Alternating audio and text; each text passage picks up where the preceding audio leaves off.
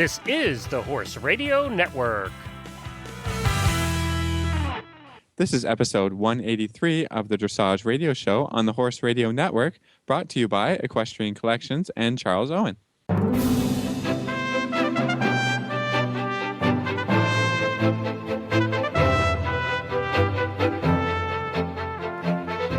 This is Reese Koffler-Stanfield from Georgetown, Kentucky. And this is Philip Parks from Fergus, Ontario, and you're listening to the Dressage Radio Show. We also have, as usual, our producer, Glenn. Glenn the Geek here from Ocala, Florida, right up the street from Wellington, where everybody seems to be going nuts. What the heck's going on down there? It's like a circus. Well, Wellington is its own special place in the world. I'm not going to lie. But Glenn, you've been looking at this today, and can you tell us a little bit about it? Well, I'll try. We need to get somebody on next week. If this hasn't died out by then, we need to get somebody on, because obviously it's blown up over the last couple of days with every world champion in the world coming in to speak about it now. This family, and actually Philip knows a little bit more about the family than I do. Philip, can you tell us a little bit about the family that's, you said that they're in the hockey world? Yeah, well, it's the Jacobs family that owns Charles and Kimberly Jacobs. I think that's the son of Jeremy Jacobs, who owns the Boston Bruins and the Boston Gardens, along with some other things. I mean, that's only information I found out by Googling it and just following the family a little bit. And I guess they brought a lawsuit against the Wellington Showgrounds to apparently have all the new improvements over the past couple of years torn down and return the site to its original way. So, I mean, I'm far removed from this. You're in Ocala, closer to it than me, but that's, just from reading what's on the internet and going back and following it a little bit, that's about all that I know. Well, there's been a couple of lawsuits that the Jacobs family has lost, and the recent one was last week. Was the judge threw it out, and they have refiled another one since the one last week, and it was since they refiled this third lawsuit that the riders from around the world, I mean, names that everybody knows at the tip of their tongues, many Olympians have now jumped in, just condemning it, and apparently the Jacobs family, I don't know much about them either, is involved with horses, and one of the comments that everybody's making is, we got horse people trying to take out something that has been there for years and is everything that is winter competition from dressage to hunter jumper here in the United States is there. So really, what they're trying to do is destroy this facility and the competitions that have built up to become the competitions for the winter. Yeah, I mean, we've got riders coming in from all over the world to go to Wellington and to compete there, and to have another equine family trying to take it down, it just doesn't make much sense. So, I mean, yeah, like you said, if this doesn't die out, we're going to have somebody on and explain a little bit, what's going on and who's involved, I suppose. Now, Mark Bellissimo, who is the guy who is the chief executive of the Wellington Equestrian Partners and the organizing group for the shows there, he's pretty confident. Now, he's on the other side he's the one defending all of this. But, he said he's confident the suit will fail, as the other two lawsuits did. The piece of the pie that I have missing is what is different about this lawsuit than the other two. Why can they file this third lawsuit, and what are they claiming that's different than the first two? That's the part that I think is missing in my mind. Yeah, and we'll just have to follow it. Yeah, it's a beautiful facility, and it's certainly the Global is going to bring all kinds of amazing prize money to dressage, especially, and another wonderful facility with great CDIs. Now when you look at the calendar in Florida, there is a CDI every weekend starting mid-January to the end of March, and to have that we just have never had that ability to compete with that level or at level with the judges and the riders from Europe. So I hope that it does kind of settle down and things can kind of go on as normal, because it really is a phenomenal facility. And anybody that spent time in Wellington, it really is, for horse people, a magical place to be in the winter. There's something always going on. And, I'm looking forward to going for 2 months, and it really is very, very special. So I hope that we can kind of get this resolved and just get on with the horse shows, because it is really wonderful. So I hope it does kind of settle down a little. Well, unless there's a piece of the pie missing that we don't understand, I kind of think, once you've had 2 lawsuits, there's got to be something. I do understand a little bit about the court system, and there has to be something that's significantly different in the third that the judge would even accept it, to take a look at it. Otherwise, it'll just be thrown out. So let's hope that's what happens, and everything goes on as normal. But it sure has caused a stir in the competition world, especially on the dressage side, because the Global Dressage Festival is there. So it's something that everybody is a little bit concerned about. Now, the other thing that happened that's coming into the mix too is the new city council that was voted in earlier this year. I don't know if they're friends with the Jacobs, but they're certainly more anti-horse in Wellington than the last city council. And, they're the ones putting the kibosh on the retail and hotel plans that they had there, and, that are really causing some trouble with that. So, there's another element, too, and the city council has a new city council, and they're not as favorable to everything that's going on. So you have that element in there as well. Yeah, it looks like the plans have already been scaled back a little bit because of that in the council. So, but Wellington it's such a tight place. There are farms that are on 5 acres, and they're beautiful farms, absolutely gorgeous. But it's a very, very tight, especially in that particular corner of Wellington. It is tight, and there's not a lot of space at all. And when you fly in, if you fly into West Palm Beach there and look down, there isn't an ounce of area that's not built on it down there.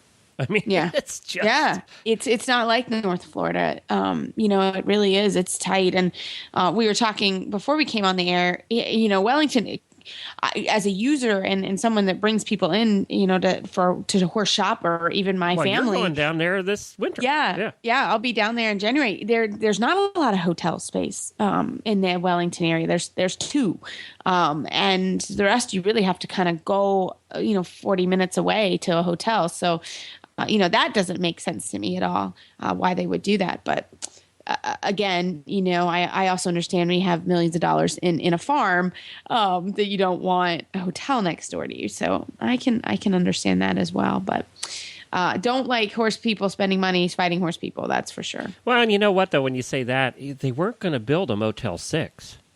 Right. Exactly. It was going to be a beautiful facility. So, and it is actually that, if I understand where it is a piece of land that's kind of barren, and it's not that attractive right now anyways. It's just open space, and it is like the one open space that's around. So it really could use some spiffing up in some way. Love. Well, we had the same conversation, speaking of hotels, and you're somewhat involved in this too, living where you do, and being at the horse park. That has been a conversation going on at the Kentucky Horse Park for years. They wanted to build a hotel in the front yard of the Kentucky Horse Park, literally. And, there's been those that have been adamantly against that. And just because of, how it looks and will it look okay. And I don't want to put a big hotel in what is a beautiful open horse park. But then they've built 30 buildings there, so. Yeah. Well, with the horse park, it's maybe slightly different because it's a state park. Right. So it does get into a little bit different type of thing. And with the horse park itself, Georgetown, the city, the little borough I live in, there are probably 10 hotels within 5-10 minutes of the horse park. Which is not the case actually in the Wellington area. Right, it's just it doesn't exist. I wish it did, because your 2 options, one's extremely expensive and one is it's fine for a night's sleep, but it certainly isn't the Ritz. So we were just there's a little bit about both extremes there. Yeah, there's both extremes. I would love a middle option. Well, yeah, well, we will we've stay on top of it. Yeah. Or I don't know if we've helped it or hurt it, but we'll keep following it. If it's still going on next week, or if it's blown up further, we'll get somebody on to really that knows what they're talking about when it comes to the mess in Wellington. Yeah, but there was some other news. Actually, it's good for me because I'm not going to have to travel. The 2013 Festival of Champions has 6 USEF national championships from Grand Prix to Pony Riders will be held at the Kentucky Horse Park October 10th through the 13th.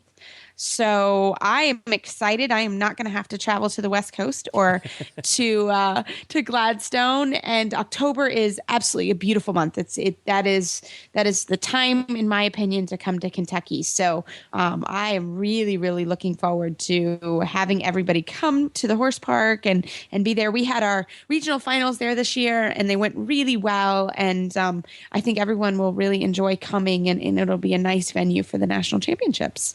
So that was just announced today. I think this is a legacy of the WEG too. This absolutely, yeah. I mean, when you really talk about facilities, you're talking about Wellington, and then you really are talking about the horse park now, which is really a wonderful thing for me because it's certainly a part of what my family and I have worked hard for, and a lot of my students for many years. So to see it kind of, blossoming and coming into its own now, and having these national championships. Also, they announced the Young Rider Championships will happen at the horse park again this year in the July. So it's coming around. People are really seeing how great it is here, and it is a great time. But October, Keeneland's going on, and the weather's usually wonderful. So I'm glad to have everybody coming to my neck of the woods. Perfect. Well, it is more central than Gladstone was, right? And I think they were trying to find a venue on the West Coast, but didn't have anywhere to host it. So Kentucky sounds good. I'll come down and visit. Oh, I'd love it. That'll be great. Perfect. So we have a fun show today. We're going to have our 4th part of the helmet series today. And after the helmet series, we're going to talk with Tammy Batts. She's a USEF S judge, and she's going to talk about what do you do when your horse isn't on the bit and your test isn't going well. So it should be a great show. And then, Philip, you and I have a trainer's talk segment today. Yeah, we had a great email sent in by one of our listeners as some advice about her horse. So we're going to talk about that and hopefully help her. And it's a problem. It's a problem moving from first to second level, and that's a problem a lot of people have. A lot of our own students and stuff. So hopefully we can help some riders out with this trainer talk segment. But first, we're gonna hear from Charles Owen and Riders for Helmets, along with the Horse Radio Network, has presenting over the last couple of weeks a special holiday series called "Giving the Gift of Safety: Purchasing a Helmet for Your Loved One at Christmas."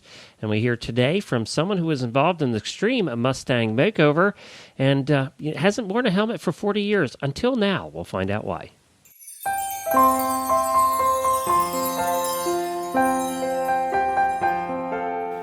Glenn the Geek here, founder of the Horse Radio Network. We are excited to bring you a special holiday helmet mini-series, Giving the Gift of Safety, Purchasing a Helmet for Your Loved Ones at Christmas. Today we hear the story of Anna Schaben, extreme Mustang makeover competitor and a non-helmet wearer her entire life. What changed her mind about helmets? We find out today. This series is sponsored by Charles Owen. When Charles Owen himself founded the company in 1911, his mission was to make products for a safer world. The incorporation of the latest technology in protection, fit, and ventilation allows you to focus on riding in the knowledge that your Charles Owen helmet will take the very best care of you. Safety, comfort, fit, all wrapped up in a helmet that is the epitome of style in each discipline. Why wait any longer? Nothing says you care more than the gift of a Charles Owen helmet for the holidays. There's a trained helmet fitter waiting in your local tack store, or you can find Charles Owen helmets at any of your favorite online tack outlets. Give the gift of safety and style this Christmas with Charles Owen. And now the story of Anna Schaben. Hi, Anna, and thank you for joining us today to tell your amazing story. Now, as I understand it from Lindsay at Riders for Helmets, you were not a helmet wearer originally. No, I wasn't. I grew up in south central Nebraska, and basically in that area, people just don't wear helmets. You know, we've kind of viewed them as that's what people who ride English use. And out here, we use our horses for chasing cows and doing stuff like that. So we just never even think about buying a helmet or wearing one. And we really don't even have a place where you can get a helmet in this area. So, I spent all my life not wearing a helmet until just recently. And why did you start? What you were in Extreme Mustang Makeover, as I understand it, right? You participated in that? Yeah, I was in the Supreme Extreme Mustang Makeover, and Riders for Helmets sponsored a helmet incentive there, and it was $500 for the highest score who signed up for the program. And, I saw the dollar signs. I was like, hey, how hard is it to wear a helmet? And maybe I can make some money doing it. I didn't have a helmet, so I talked to somebody who was Rebecca Bowman. And I talked to her, and she said she had one I could borrow, and I put it on for the competition. And I didn't even ride for the competition. The part I was showing in was all in hand. So, it was kind of funny. Here I am, never wore a helmet, and I'm just leading a horse around, and I'm wearing a helmet. I know I have friends at home that kind of made fun of me, but I'm like, hey, I might make $500, so what the heck, It's worth it. So, and I did actually win the $500. Oh, did you? Yeah, and I thought, well, that wasn't so bad. So, anyway, that was the first time I had ever worn a helmet in my life, and I'm almost 40 years old. So, it's just one of those things, just in this area, I'm probably one of the only people who wear a helmet just because it's so not seen. It's just not the fashion there. Right. And the only place you can actually buy a helmet, you can get a cheap helmet like at a Tractor Supply store. Right. But other than that, you can't really even buy helmets in this area. So I just never came across it. And I've been riding horses since I was 2 years old. Used to ride, about 8 hours a day. And it was just something I never did. And I took a lot of spills. And, a helmet could have probably definitely helped me along, not getting injured as much as I did. But anyway, after my Supreme Extreme Mustang Makeover, I came home and I was training a horse for another Extreme Mustang Makeover. I'm in the Extreme Mustang Barrel Race. And I had just started riding my horse for that, and she had a little bit of buck to her. And one day I was out riding her on the trail, and she took a pretty good hop, and I ended up landing right on my head and ended up in the hospital getting x-rays, and I had a pretty good concussion. So after that, I borrowed one of my friend's helmets because the doctor basically told me, don't ride anymore until, several months from now, until your brain can get a chance to heal. And I told her that wasn't an option. And typical horse girl there, Anna. Yeah, I know. She sounded like my chiropractor. I don't know. These people all tell me not to ride. And I told her, I could maybe take a couple of days off, but I wasn't going to not ride at all. And she said, well, if you can, you need to get a helmet and wear that. And so I thought, well, had I not been in that Extreme Mustang Makeover and wore one for that incentive program, I probably would have just said, oh, forget it.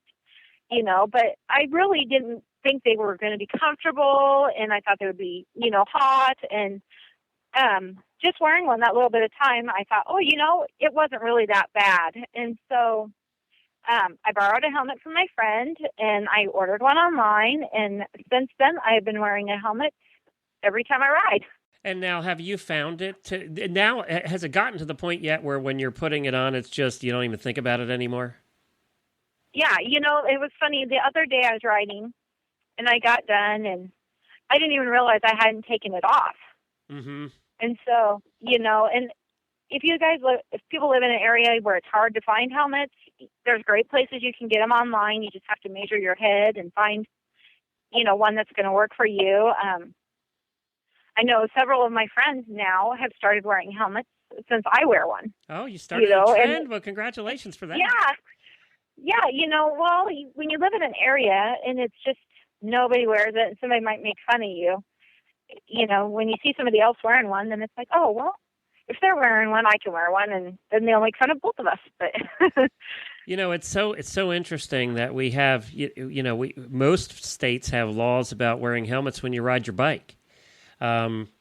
Yet people don't think twice about that anymore. You just put your helmet on, especially if, like you're riding on the road, you put your helmet on and you go. And, it's become the thing. And I think that's the same way. And what you just said, it's the same way with helmet wearing. When it becomes the thing, then nobody thinks about it anymore. Well, that's terrific. Obviously now a convert, and thank you and congratulations, by the way, for helping protect your head, because you can only take so many, I'm sure your doctor told you this, you can only take so many bounces on your head before it becomes a serious problem. Right. Well, and like this week I'm in that Extreme Mustang barrel race. And, if you ever watch barrel races, you don't see very many people wearing a helmet. Nope. It's just one of those things that I guarantee while I'm down there, I'm going to be wearing my helmet. Well, good. And you're going to be setting an example for everybody else. And that's where it starts. I mean, it starts with one person. Somebody has to be the one to start it. And well, thank you, Anna, for being that one. We appreciate you joining us today, and best of luck. Best of luck at the barrel race. Hey, thank you. Thank you to Riders for Helmets for everything they do for helmet awareness and safety. You can visit them at riders4helmets.com. And thank you to Charles Owen. You can visit them at charlesowen.co.uk. And you can hear all the shows on the Horse Radio Network at horseradionetwork.com. Talk to you again next week.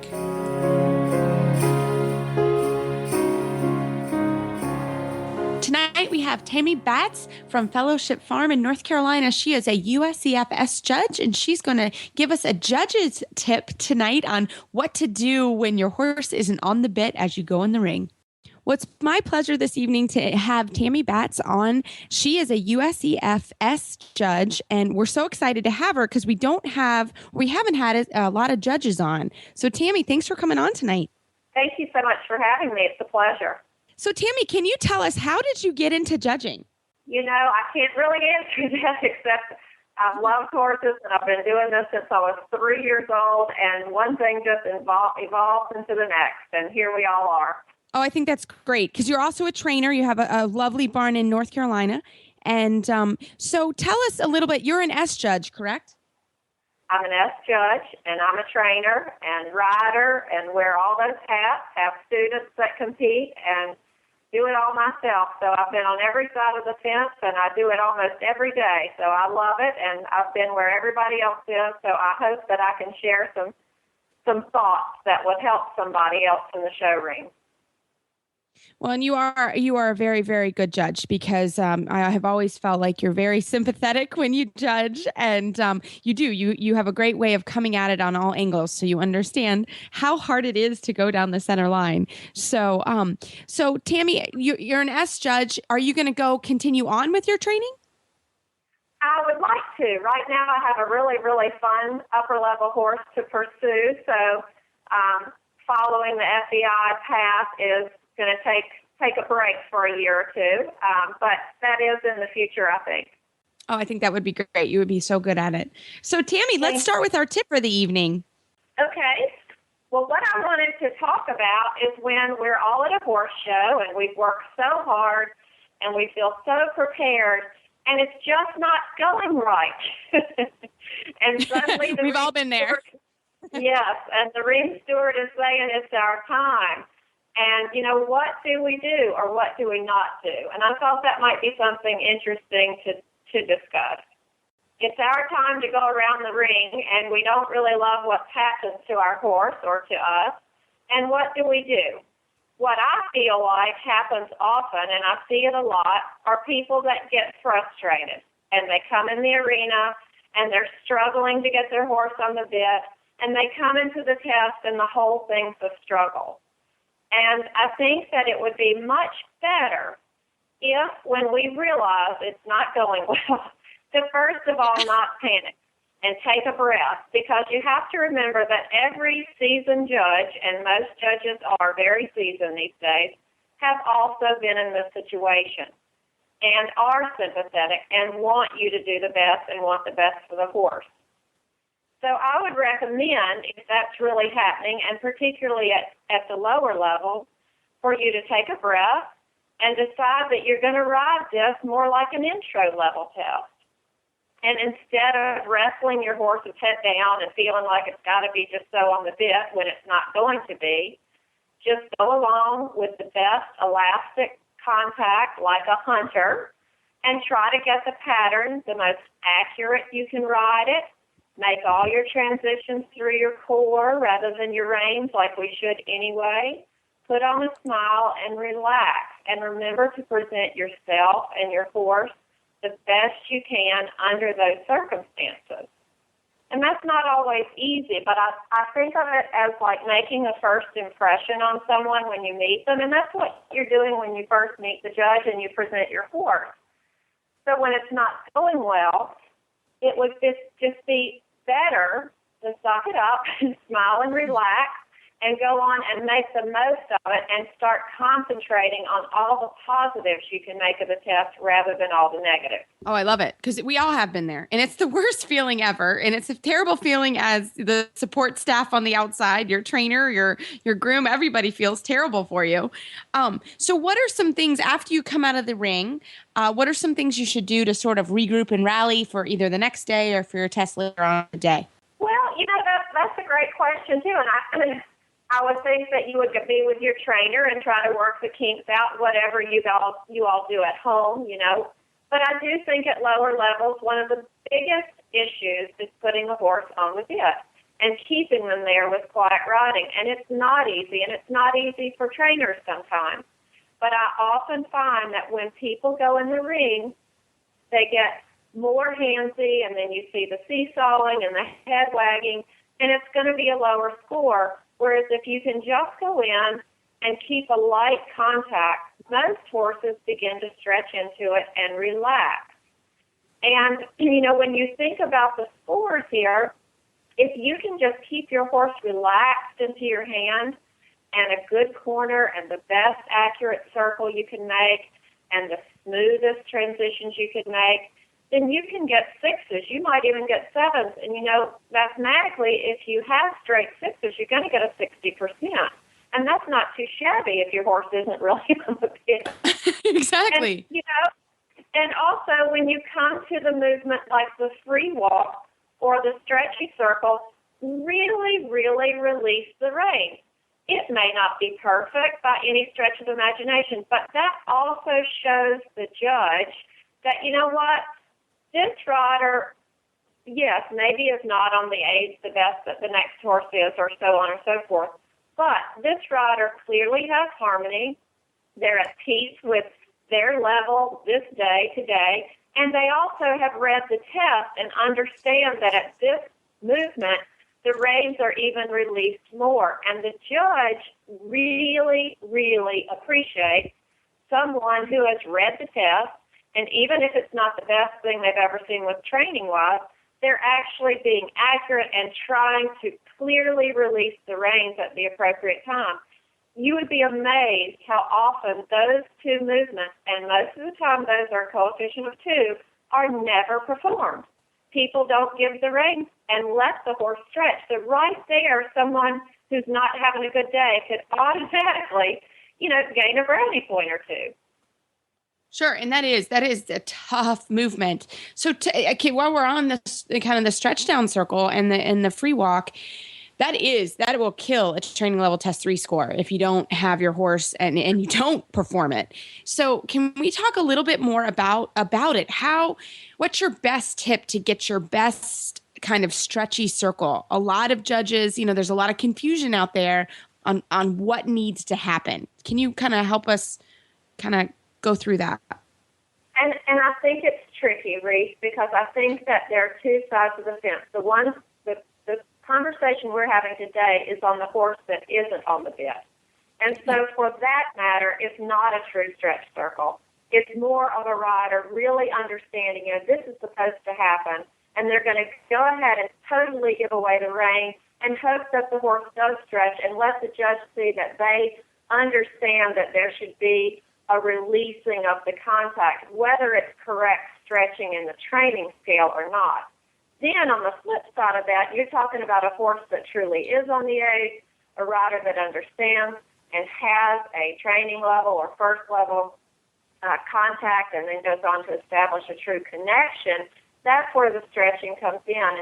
And you don't really see, sitting at sea, great stretches. It's rare that you see one, and when you do see one, that a horse truly follows the reins down, stays within the contact in a long frame, still has its back up, does not hurry, does not go on the forehand. Super, 10, 9.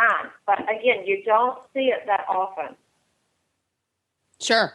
And it's hard. I think sometimes, when you're riding, you think, oh, this is it. And I think that's where it really comes into it's a good thing to have a judge take a look at it, because sometimes you maybe aren't there, or it feels like you're stretching, but you need to stretch even more. I think that's actually happens a lot. Yes, you do need, a lot of times you need to stretch even more, and you feel like it's a lot because I think you've been packaged and there's the stress of I've got to keep my horse round and blah, blah, blah, and just general nerves at a horse show, and then you let the reins go, maybe 2 or 3 inches, and you think, wow, that's huge. But when you see it back on tape, you look at it most of the time and say, gosh, what was I thinking? That's nothing, Yeah. Video is a good way to help each and every one of us, no matter what your level, because it often is so different to look at than what it feels like. Yeah, no, I agree. And so we've talked a lot about, we had actually a sports psychologist on last week talking about relaxation and trying to get kind of in that mode as you're going through your test. Do you have any tips on how to get, or as you're going around the ring and you say, hello or good afternoon to the judge, what are some things that you recommend that riders do to stay relaxed as you go through the test? Well, I think practicing at home is so helpful, and saying that, I'm not a fan of drilling test patterns. I think it's obnoxious, and I think the horses, for the most part, really get discouraged by it and start anticipating movements, and then you have more baggage. But I also think you have to be prepared, and at home, doing the movements of the test out of order, the different directions in the arena, not one after the other. Any number of things to give you confidence as a rider is certainly going to help in the arena.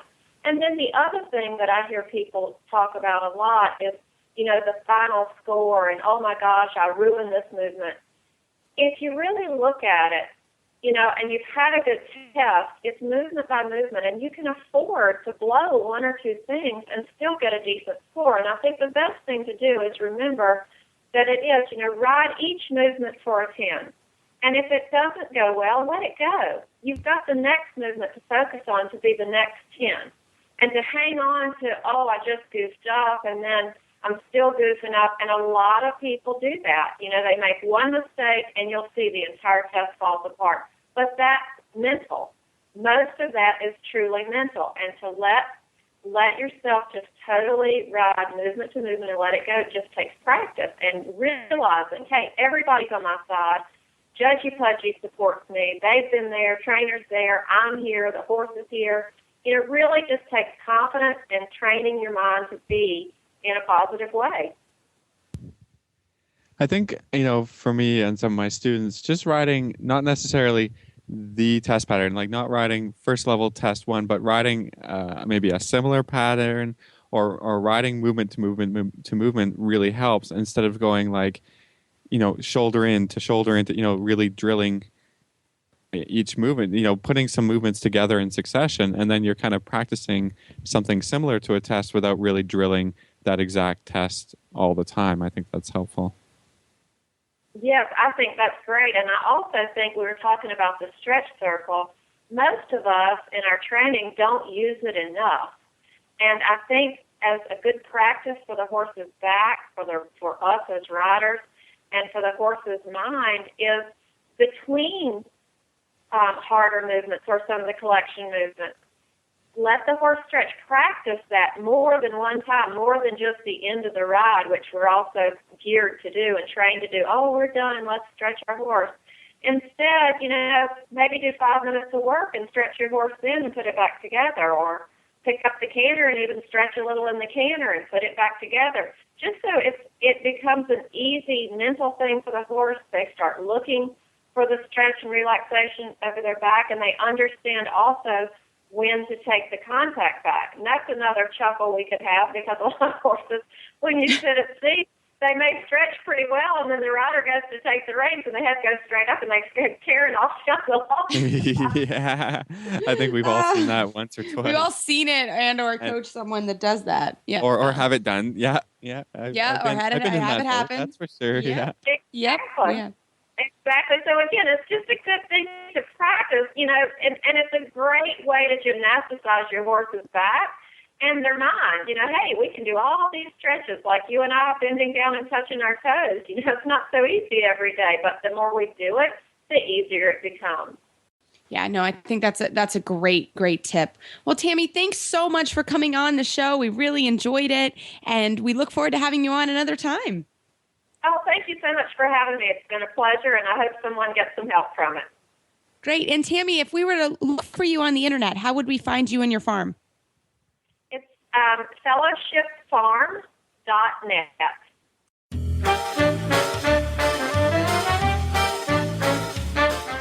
Howdy, everybody. Glenn here from the Horse Radio Network, and I'm speaking to Debbie over at Equestrian Collections with the Equestrian Collections Product of the Week. This is Happy Spring Week, and I wanted to have all of the listeners look at the feet of their veterinarians or their trainers. And what are you going to see on them? Ariat terrain boots. These are the go-to comfort shoe for the horse industry. If they're so comfortable. They have all the good stuff from Ariat inside of them, and they're also good looking, and they come in lace so that you can wear heavy socks, you can wear light socks, you can ride in them, you can walk in them. You can't say that about every boot on the market. This is a tried and true boot, but I wanted to feature it this week because it's in the springtime. You're going to be doing a lot more outside work, and this is the boot to go to. My wife has owned many of these, and they actually feel when you're wearing them more like a sneaker than a boot, which is kind of nice. It doesn't give you that stiff boot feeling, and that's why they became so popular in the first place. And then they have the moisture wicker lining, so your feet don't get as hot. So that does make them a good summer boot as well. Plus, they come in all kinds of cool colors. Yes, and we have another boot, the terrain boot, that is waterproof. The regular terrain boot is not waterproof, but we do also offer a waterproof boot in the same style. That's right. And they have a bazillion different sizes. So you're going to find a size to fit your feet, no matter what size you are. But I challenge you to look at your farrier or your trainer or your vet's feet and see what they have on them. or your radio show host here at the Horse Radio Network. And that's the Ariat Ladies Terrain Boot. You can find it at equestriancollections.com. Just search for Ariat Terrain Boot, and you'll find it over at equestriancollections.com. We've talked about it before, and Philip and I always love when our listeners send in a question or are asking for a tip. And tonight we have a great, this is a question that many people ask, and it's an issue for all trainers and riders. So Philip, why don't you fill us in on our listener question? Okay, well, we got a big long email and some video along with it from a listener, and I'm just going to try and paraphrase the email here to make it quick so we can start into the talk. So this rider has a reasonably successful show season at first level this past summer and is hoping to make the jump to second level this next coming spring. Second level is both new to the rider and the horse, and unfortunately they've been struggling to make the leap. The rider is desperately missing the more harmonious and easy rides that they had when moving from training to first level, and she's heard that people have said to her that first to second level is a big jump, which I think is true. And she needs some advice for conquering the second level blues. How does she get through the difficult training periods? Are there any techniques for dealing with the frustration without negatively impacting the horse or the rider? So, what do you think, Reese?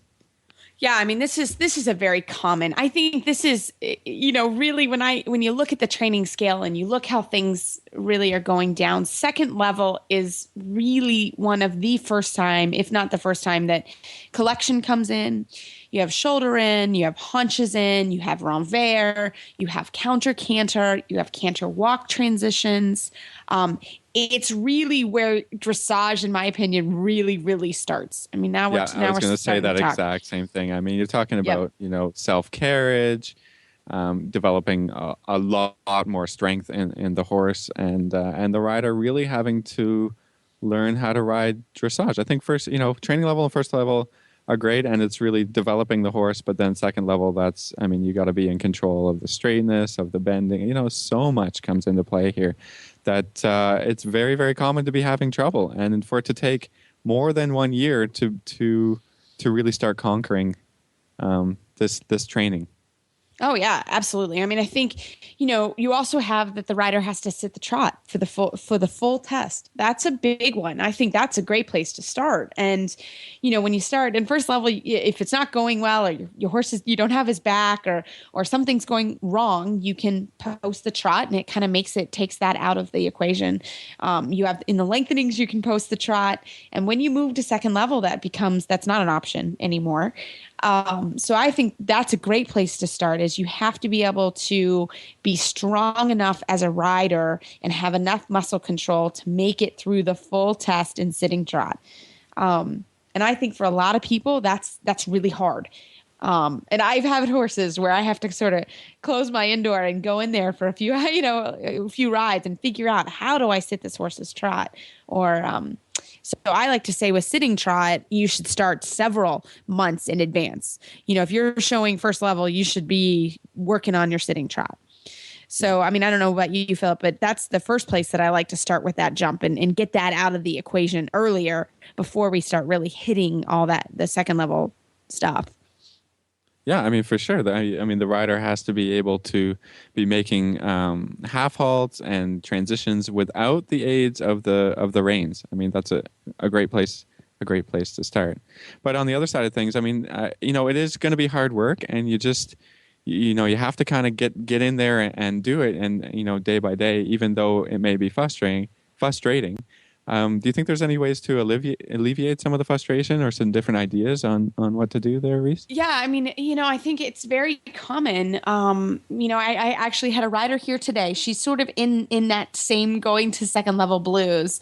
And, I've worked with this horse and rider for a long time. And as we were going through first level and working on, for example, the lengthenings, it took this horse a long time just to have the strength to do the lengthenings. And I think that comes in a lot, even more at second level. The horse not only has to understand what you want when it comes to collection and extensions and medium trots, but they have to have the strength to do it. And, that takes time. I wish I had a better, way to say that, I mean, it's just like when I go to the gym, I've been on a gym push in the last couple of weeks, and it's so hard. It's hard to be motivated to go to the gym every day. It's hard to get out there. My muscles are tired. I don't want to go. But it takes, for me, it's going to take a month to sort of get back in the routine and really get going. And you can only imagine with the horses, it's the same. Like, it just takes them time. They have to kind of go through that period of maybe they're a little bit sore. And sometimes, as much as we always want it to be harmonious, sometimes it's not in training. Wouldn't you say?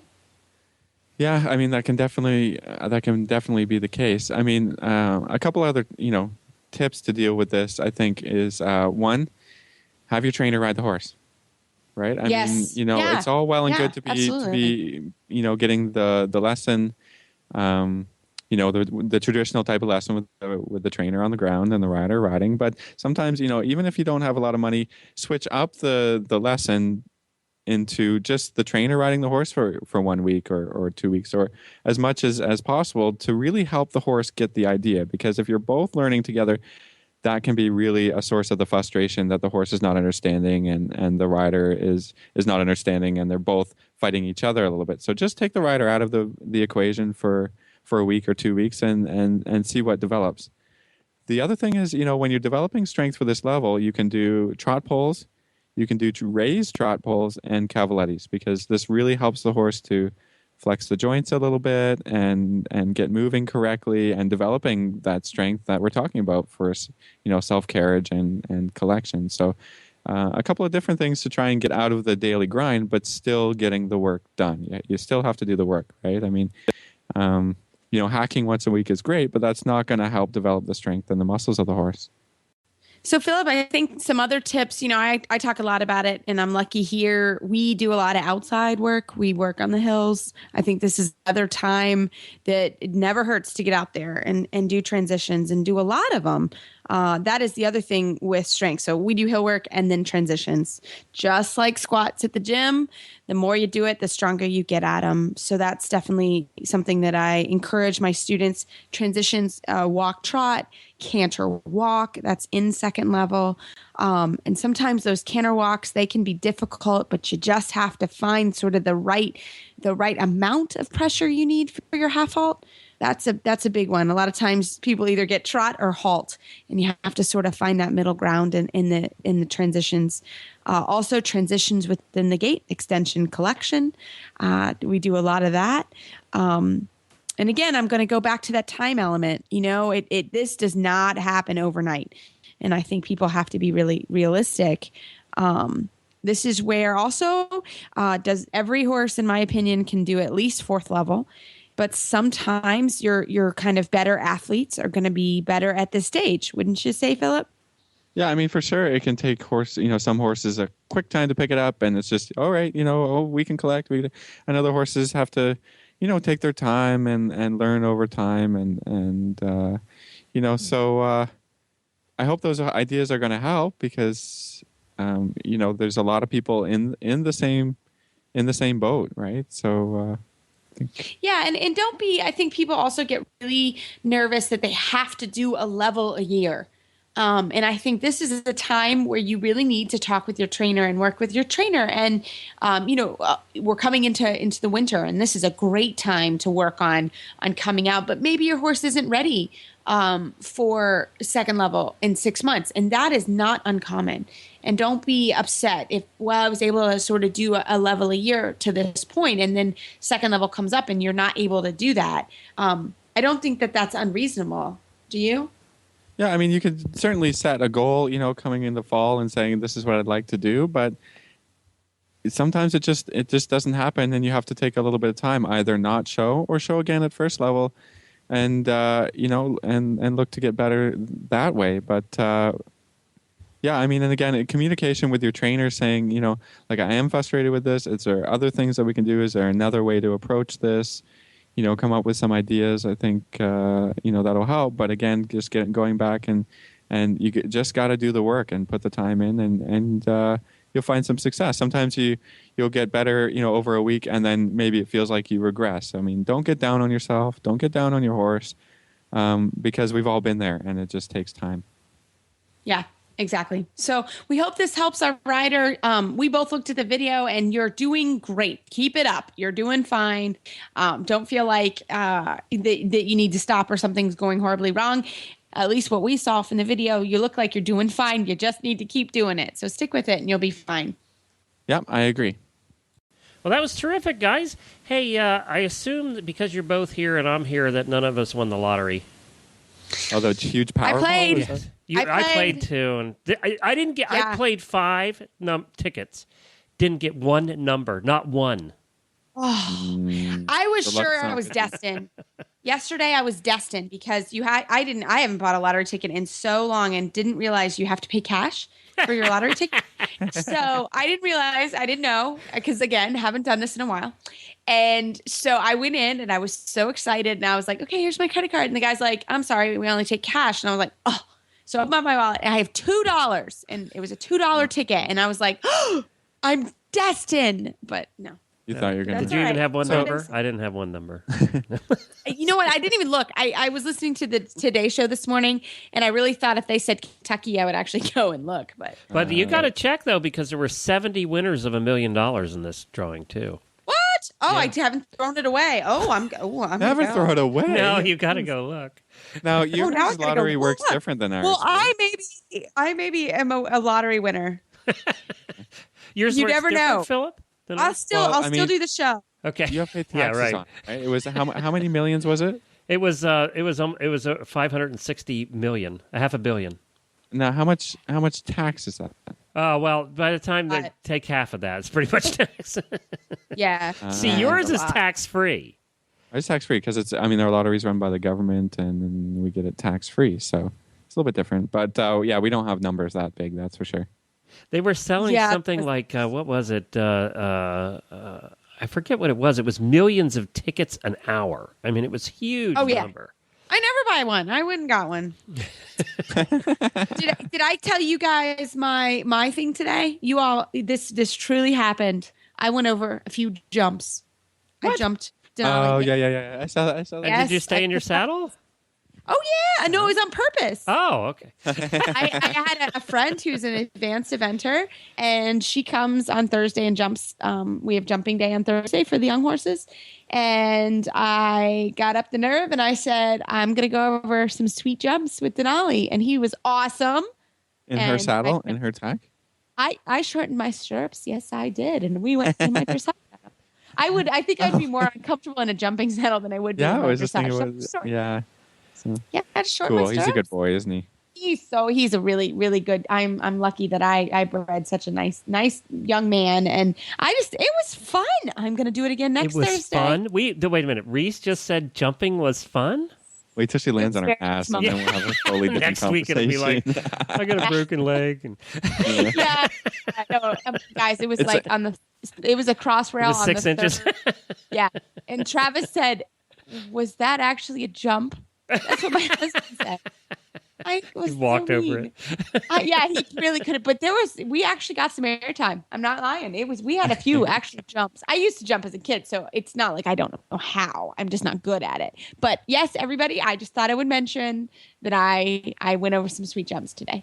Well, then you're getting kicked off the Dressage radio show very soon. What do you think? But don't worry. Then I quickly got on my Winnie and worked on pirouettes and changes because I really had to go back to my dressage world. But it was well, good for you. Wait to leave the comfort zone a little bit this week. Yeah, it was kind of so it was good. It was good. But everybody, you can find our show notes and links to today's guests on our website at dressageradio.com. Like us on Facebook. Just search for the Dressage Radio Show. Follow us on Twitter at Horse Radio. Don't be afraid to send us in questions. We love listener questions, and Philip and I will do another trainer talk if we get another really good email. So we enjoy that. Please keep sending them in. And my website is maplecrestfarmky.com, and my email is reese@horseradionetwork.com.